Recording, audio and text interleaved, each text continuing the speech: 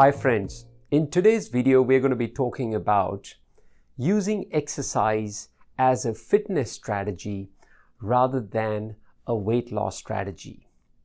Trust me, as a medical practitioner and as a weight loss surgeon for many years now, I see that when people start using exercise as a weight loss strategy rather than a fitness strategy, they try and overcome the guilt of having the wrong foods in the days or the weeks prior by trying to burn it out in the gym.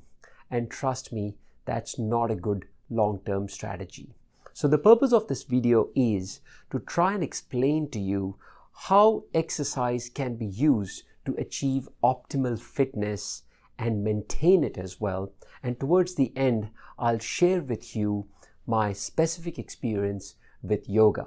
As most of you may know, I'm also a yoga and a meditation teacher, besides doing my mainstream work of gastrointestinal surgery. Friends, one of the areas of my work has always been the mind-body connection because it has always intrigued me. And this is where exercise plays such a huge role, because there are three unique things that you need to know about exercise before you actually arm yourself and get ready to formulate a strategy for yourself. Number one, motion can change your emotion. See, human beings are emotional beings. We are driven and a creature of our emotions. Whenever you are in a low emotional state, if you start engaging in constructive motion, such as going for an exercise, going for a run, these are the strategies that I use for myself, you can change your emotional state. Number two, exercise helps you overcome stress.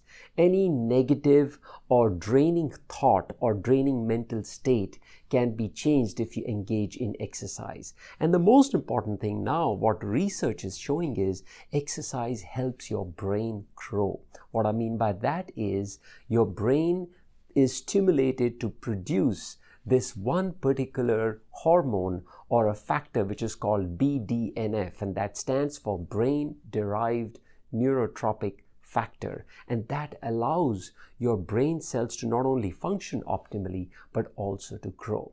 So here is what I have to do in terms of categorizing the three main categories of exercises that I focus on and I personally recommend to people. Of course, I always say that these exercise categories need to be balanced and structured around your age, around your BMI, which is your weight and your height, and also based on any other medical conditions that you might have. If you're not sure, it's best to take medical advice. So the three categories of exercises that I often talk about, and for sake of simplicity, I broadly divide them into these three categories. The first is aerobic exercises, also known as cardio exercises or stamina building exercises. These are primarily focused on your cardiorespiratory system, which is exercising the heart. The second type is that of resistance building, which is for your muscles. This is by doing activities like lifting weights, dumbbells, rowing, because it exercises certain groups of muscles. And that is critical because muscle is metabolically more active. And the third category is that of flexibility and balance, which is mostly targeted towards your soft tissues like ligaments and tendons. And this creates, and it's very important for creating balance, as I said, and you get these flexibility and balance related benefits through exercises like yoga, tai chi, qigong, and pilates and things like that.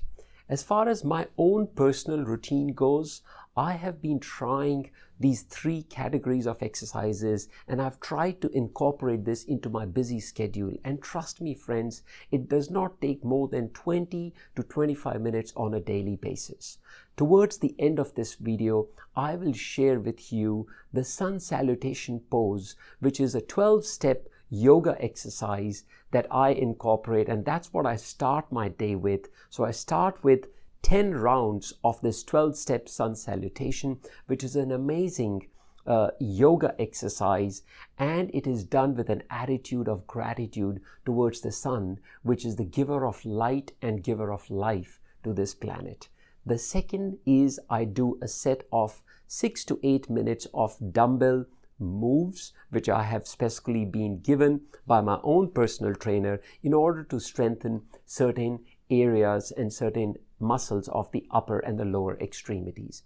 And the third is I've got these Spotify playlists on my phone.